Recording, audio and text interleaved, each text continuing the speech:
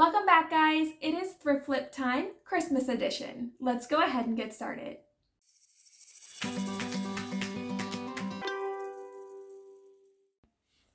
We're going to get started with this cute winter birdhouse that I picked up. I am obsessed with birdhouses. If you're new to my channel, maybe you don't know this, but if you're not, you'll see them in my videos all the time. So I'm going to go in and just take some nice fresh white acrylic paint, mix it in with some glitter like holographic paint, and we're going to paint the top of this rooftop that already had some glitter in it from the original maker. So I'm going to just add that back in to try to keep it somewhat original.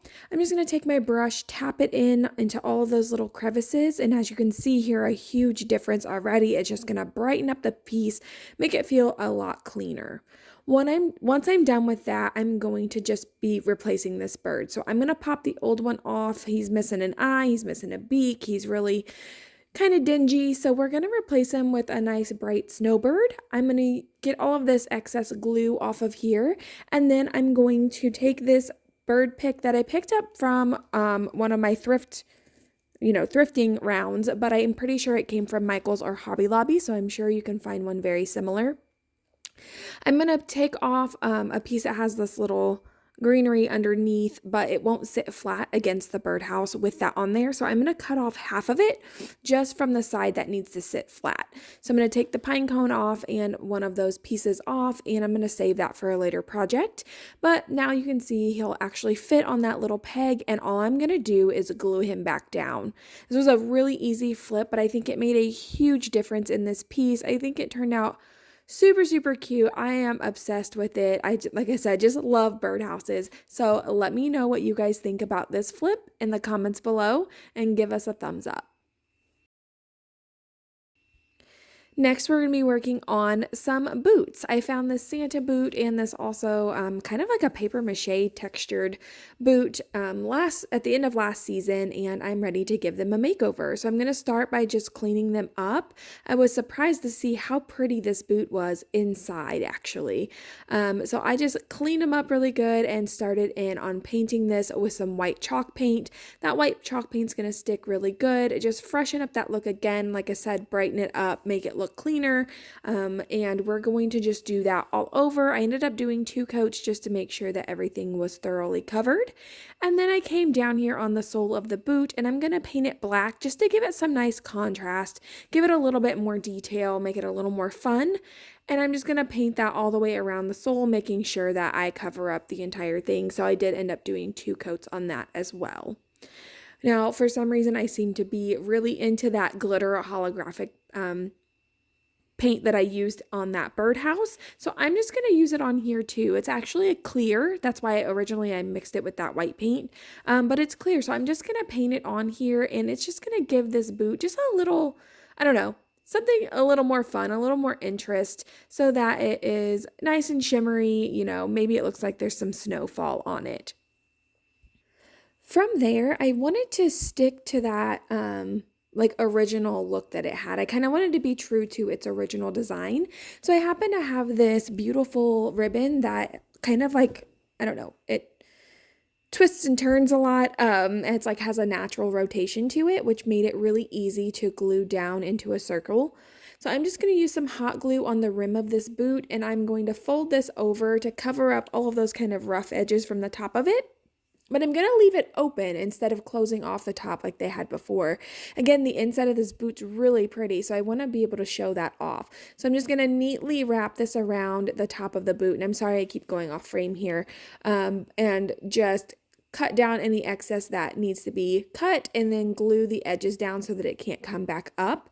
And then from there, I'm going to make a cute little bow. Again, just add a little bit more interest to it.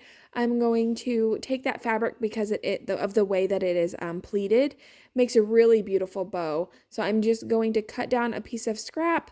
I'm going to scrunch it into the middle and let those sides flare up. Tie it down, and then I am going to put a dab of hot glue right there to make sure that that doesn't come untied. Tie it one more time, cut off the excess, and glue it to the side of the boot. So it was a really easy flip, but I think it made a world of difference. I really think this boot is something special, and I'm glad we can show off that inside. So please let me know what you think about it in the comments below.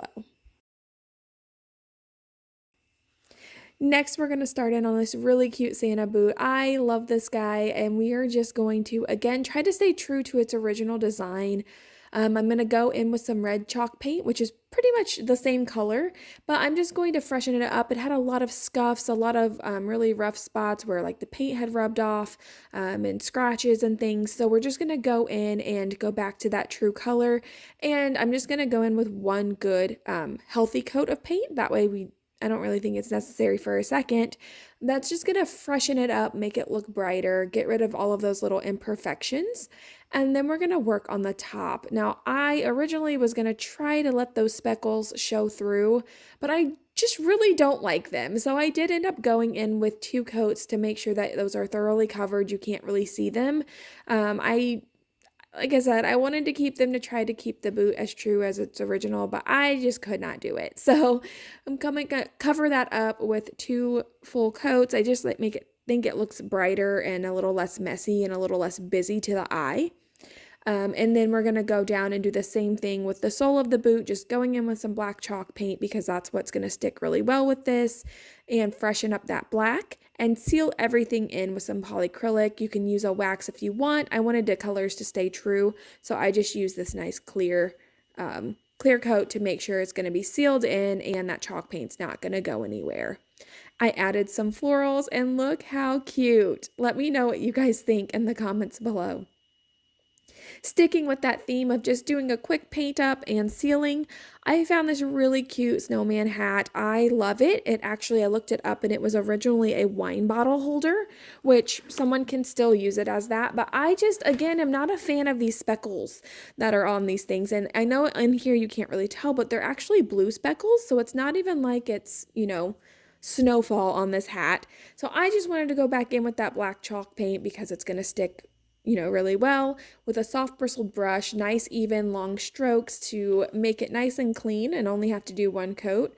And I'm going to do that all the way around, including the brim of the hat, but I'm going to leave the band of that hat alone, including the holly on the front, with the exception of the berries. I touched those with some of that red paint too because they also had all of those speckles on there, and I just think it needed cleaning up.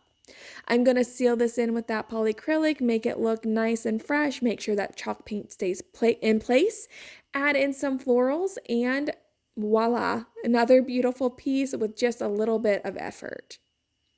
Next, we're going to be working on this wood tree that I've picked up, and it's really cute and honestly would be really easy to make as well, but this one was not done well. The brad nails are not holding true, and so I'm just going to go in and pop a nail in on every single board and any places on this that need to be secured up a little bit to make sure it's not going to fall apart. Once that's done, we can start in with some paint, but again, the structure is the most important, so just wanted to make sure that that wasn't going to go anywhere. I'm going to start in with some multiple colors of green. I'm going to start in with this sage chalk paint with a dry brush motion. So again, the dry brush is where you take, like this is a chip brush. It has those nice textured bristles. You dip it in your paint, getting it just on the tip of the brushes, and you lightly brush over whatever you're painting. And depending on how light or hard you paint, depends on how much paint it will put down. I just want the dry brush motion because I'm going to come in with different colors of green. And I would say maybe stick to like 4 or less if you're staying in the same color hue. If you're using different colors, you can probably get away with a few more than that. But I'm going to come in with that sage first. Now you see me coming in with this Christmas green. This is actually an acrylic paint. I'm just switching up my mediums here because that's not going to matter. And I'm just going to keep dry brushing in. This is going to give it a lot of texture. It's going to give it a lot of dimension. And that dry brushing is actually going to give it kind of those lines and streaks like pine needles would. So I'm going to come in with my third color here, which is basically that Christmas green mixed with some black to make a nice deep dark green, which again, those dark and light colors against each other is what's going to give it dimension and a lot of interest. So I'm going to do that all over, a little bit lighter and darker in some places or heavy as I'm pushing the brush. And then my last color is going to be this green color shift, which has got that shimmer and shine metallic colors to it. That's going to be my biggest highlight, so I saved it for the top because that's what's going to really pop. And you can see the difference that it's making here just on screen already. Once I've got all of that down, I'm not going to touch the stand. I'm going to leave that stuff plain brown, and I'm going to come in and seal it with my 2X Rust-Oleum gloss paint.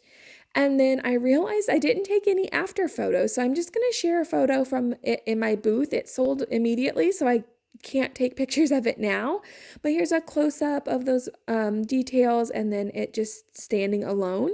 But I love this piece and I would love to hear what you think about it. Next, we're going to make a Christmas cloche. I found this glass cloche top last season, so I went and picked up a wood round from Michael's, and I'm just going to start in by using some Waverly antiquing wax, waxing it, and basically just paint it on and wipe it off. So I'm just going to repeat that process over and over, wax on, wax off, until this thing is completely painted up. And then we're going to start in on the Christmas tree that I had that I had thrifted, which I think was going to make a really good pairing with this wood bottom. I'm going to go in with this nice green chalk paint, and we're going to give it a nice solid coat all over this tree just to have a good base to work with. So I'm just going to make sure I get in all of those creases and crevices, cover up all of these little, I don't know if they're supposed to be ornaments or berries. Just get it all one solid color so that we can go in with our dry brush technique that we just learned in the last piece. And I'm going to go in, I think this one is called moss. So it's moss green. It's a chalk paint as well. And again, I'm dry brushing. I want to give all of that texture and dimension into this piece to make it not so flat, not so, two-dimensional. And so I'm going to go in and get in all of those crevices and paint it up with the dry brush. Once that layer is dry, I'm going to repeat that process with the sage green, and then I'm going to bring that base color back by doing that as my last round of dry brushing. So I'm going to come back in over top of those other colors, bring that base layer back through, and again, this is just going to give it a lot of texture and a lot of dimension. From there, we are going to need to seal that chalk paint in, so I'm just pulling out my polyacrylic one more time, and I am going to make sure that all of that chalk paint gets set, and then we can move on to attaching the pieces. I am using my STARBOND glue. I have the glue here. It's basically a super glue that has a spray accelerant, and I'm going to put the super glue on one part and then spray the second part, and as soon as I touch them and adhere them, they will set within, I think, like 10 to 12 seconds. So I did not do a great job of centering this up. That's my one regret, but if I would have pulled it off of there, you would have noticed, and I would not have liked that. I am going to next be making a little topper for this. So I am taking some ribbon and cutting it down, and I'm going to make basically a ribbon topper for the top of the tree. I'm going to start by just folding these in half and making them so basically a loop. I'm going to pinch all of the bottoms of them together, and then I'm going to use some floral wire to cinch the bottoms together to connect all of the pieces. From there, I'm just going to fluff out that ribbon to make it look more like a bow and be a little bit more substantial. And then I'm going to take that same ribbon and I'm going to make strips to where they're reach from the top of the tree to the bottom, and we're going to cut that in half. I thought the ribbon was a little too wide for how wide the tree is. So I'm going to cut it in half, and then I'm going to hot glue that to the top, and then I'm going to spin that ribbon around my finger to give it a nice curl. And I'm just going to do that for each side. So I did cut out 4 pieces, curled them up, and that way it pops against that green really well and it has that nice shimmer to it. After that, I'm going to make a few additional loops, and I'm going to fill in any gaps that will be under the ribbon as it's sitting on the tree. So I just rolled up this piece of ribbon. I'm going to glue it in there, and I'm just going to do that all the way around. You can see here where there is a gap, and I just don't want that to be seen. After that, I felt like it just didn't have enough. So I'm going in with some of that, like, is it called polyfill? And I'm going to add some snow. So I'm just going to bundle that up and glue it sporadically across certain limbs on the tree. I'm not going to do it on every single one, but I'm just going to do it around each side on a couple pieces. And then I did decide to do snow around the whole bottom. So I guess I could have actually picked the tree up and repositioned it. But again, this was not in my original site for this. So I'm just going to do that all the way around the bottom, add the cloche back on, just being aware of where that snow falls. And this is done. So please let me know what you think about this in the comments below. If you enjoyed this video, give it a thumbs up and subscribe if you're new here. I have more Christmas flips coming for you soon. I'm going to take you in for a closer look, and I'll see you next time.